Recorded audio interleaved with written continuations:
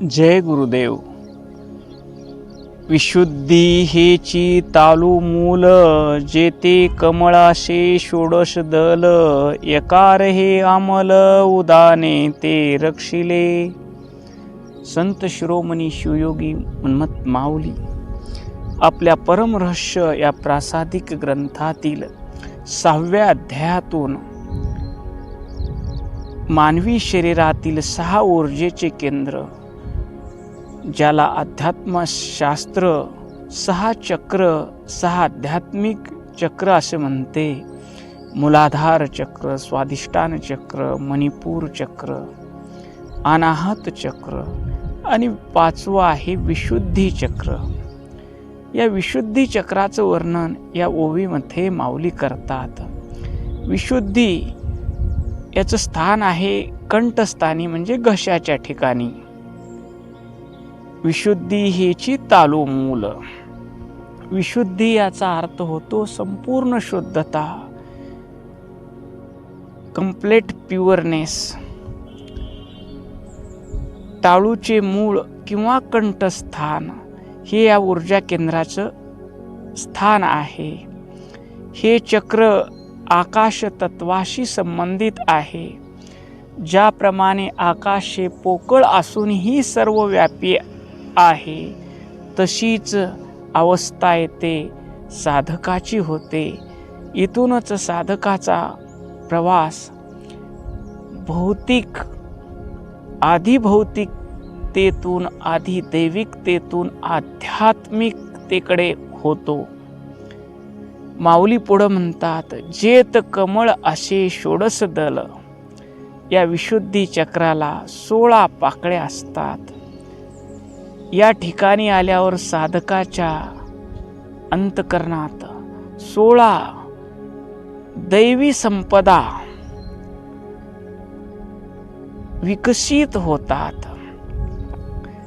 या 16 पाकळ्या मनाच्या अशा 16 वृत्ती आहेत, ज्या केवळ शुद्ध चैतन्यानेच प्रकाशित होतात. जेव्हा हे विशुद्धी चक्र जागृत होते, तेव्हा साधकाला सिद्धी प्राप्त होते आणि त्याच्या वाणीत एक प्रकारचे ईश्वरीय तेज येते. तो जे बोलतो ते खरे होते. या 16 पाकळ्या, या 16 वृत्त्या, या 16 दैवी संपदा कोणकोणत्या आहेत ते आपण पाहू. पहिली आहे श्रद्धा.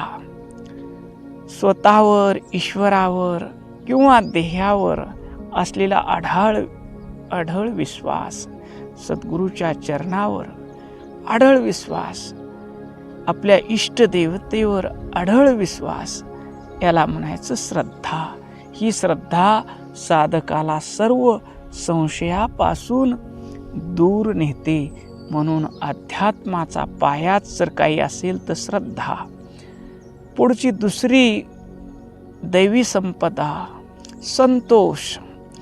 जे प्राप्त आहे त्यामध्ये साधक समाधानी राहतो. केवळ बाह्य आनंद नसून ही आंतरिक तृप्ती आहे. त्याला गुरु चरणाचं दर्शन घेतलं, इष्टलिंग पूजा केली, गुरुवाणी ऐकली, नामस्मरण केलं, त्याच्यामध्ये तो पूर्ण तृप्त असतो. त्याला आणखी काही मिळवायची हाव राहत नाही. त्याला संतोष प्राप्त होतो. अपराध बोध किंवा निवृत्ती ही तिसरा गुण विकसित होतो. केलेल्या चुकाची जाणीव होते आणि त्यातून बाहेर पडण्याची इच्छा निर्माण होते. भोगिलो आम्ही संसाराचा भोग, आता वाटे त्याग करावा हो, अशी वृत्ती निर्माण होते. दम. 4था गुण विकसित होतो. दम म्हणजे इंद्रियावर ताबा मिळवतो. ताबा मिळवतो म्हणजे काय? डोळे झाकून बसतो का? नाही.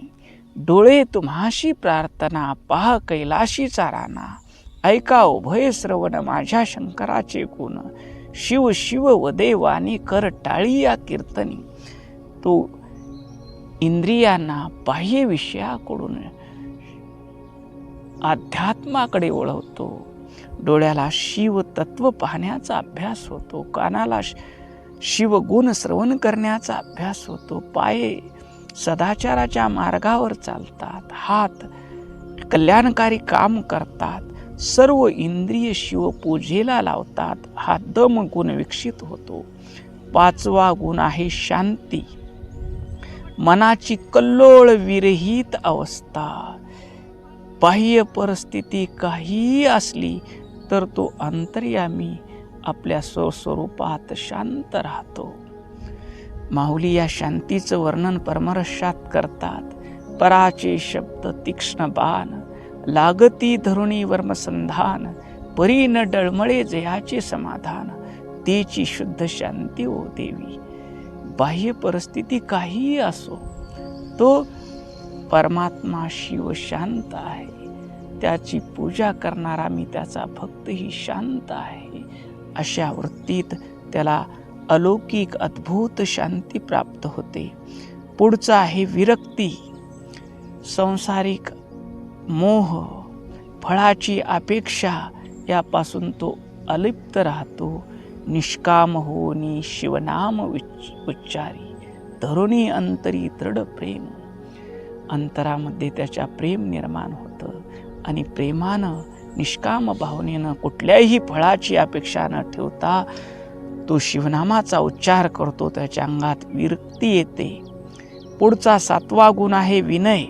ज्ञानाचा किंवा अधिकाराचा अहंकार नसतो त्याच्या ठिकाणी. नम्र झाला सर्वाभूती, भासे शिवाची भोवती. तो सर्वांना शिव स्वरूप समजतो आणि आदरानं नमस्कार करतो. ही विनम्रता या चक्राच्या शुद्धीचं लक्षण आहे. 8वा गुण आहे दया. सर्व प्राणी मात्राबद्दल वाटणारी कळकळ आणि मदतीची भावना. जीवातळी आपला जीव अंतुरी, अत्यंत कृपेने संरक्षण करी, याचं नाव आहे दया. 9वा गुण आहे क्षमा. दुसऱ्यानं केलेल्या अपराध किंवा अपमान त्याला शिक्षा देण्याची क्षमता असूनही त्याला माफ करणे, याचं नाव आहे क्षमा. 10वा गुण आहे धैर्य. कुठल्याही परिस्थितीमध्ये शिवभक्तीपासून, शिवपूजेपासून विचलित म्हणजे संकटाला न डगमगता धैर्याने शिवभक्तीमध्ये स्थिर राहतो, याचं नाव आहे धैर्य. पुढचा आहे 11वा गुण मती. योग्य आणि अयोग्य यातील फरक जाणण्याची सूक्ष्म बुद्धी त्याच्या ठिकाणी निर्माण होते. 12वा गुण आहे स्मृती. भूतकाळातील अनुभव आणि आध्यात्मिक सत्याची सतत आठवण ठेवणे. असनी शयनी भोजनी गमनी, प्रेमेशूळ पाणी समरावा तो शिव. आपल्या शिव स्वरूपाचं चालताना, बोलताना, उठताना, बसताना त्या आनंद स्वरूपाचं तो स्मरण ठेवून व्यवहार करतो. 13वा गुण आहे मेधा. जटिल गोष्टी समजून घेण्याची आणि त्या लक्षात ठेवण्याची उच्च धारणा शक्ती, या शक्तीचं नाव आहे मेधा. ही मेधा शक्ती विकसित होते. 14वा गुण त्याचा विकसित होतो ओज. मानसिक आणि आध्यात्मिक ऊर्जेचं तेज. यामुळं साधकाच्या वाणीचा प्रभाव ऐकणाऱ्यावर पडतो. त्याच्या उपस्थितीत अद्भुत शांती मिळते. त्याच्या दृष्टी ज्याच्यावर पडते त्याचं कल्याण होते. ही ओज त्याच्यामध्ये निर्माण होतं. 15वा गुण आहे तेज. चारित्र्य आणि साधनेतून निर्माण होणारं आध्यात्मिक प्रकाशरूप सामर्थ्य त्याच्यामध्ये निर्माण होतं. आणि 16वा गुण औदार्य. संकुचित वृत्ती सोडून माझे माझे न म्हणता अमुचे अमुचे म्हणतो. त्याचं मन मोठं होतं. मुक्त हस्ते तो ज्ञानदान करतो. दुसऱ्याला मदत करण्याची वृत्ती ठेवतो. विशुद्धी चक्रातील उदान वायूचं महत्त्व, या 16 पाकळ्यांचं, या 16 दैवी गुणाचं तो रक्षण करतो. जेव्हा उदान वायू या 16 वृत्तीच्या केंद्रस्थानी कंठात स्थिर होतो तेव्हा साधकाची वाणी सत्य होते.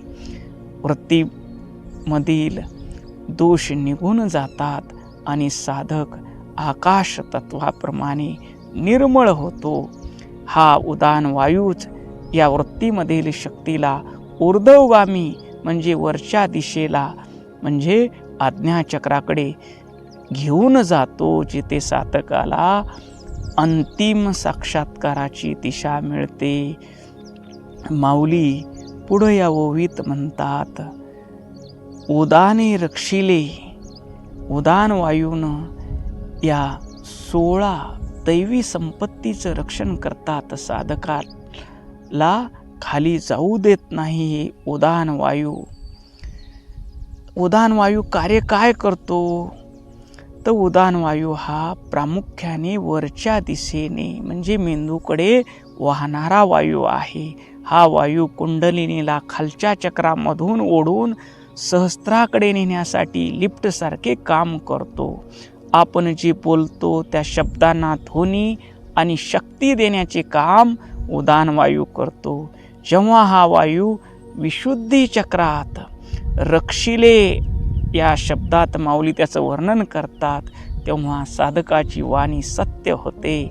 तो जे बोलतो ते घडू लागते. आणि उदान वायूचं दुसरं कार्य असं मानलं जातं की मृत्यूच्या वेळी जीवात्म्याला शरीराबाहेर नेण्याचं कार्य हा उदान वायू करतो. पण जो साधक शिवभक्तीत ओम नमः शिवाय या मंत्राचा जप करताना य हे अक्षर उच्चारतो त्यावेळेस त्याला जिवंतपणीच पूर्ण समाधानाची प्राप्ती म्हणजे मोक्ष मिळते.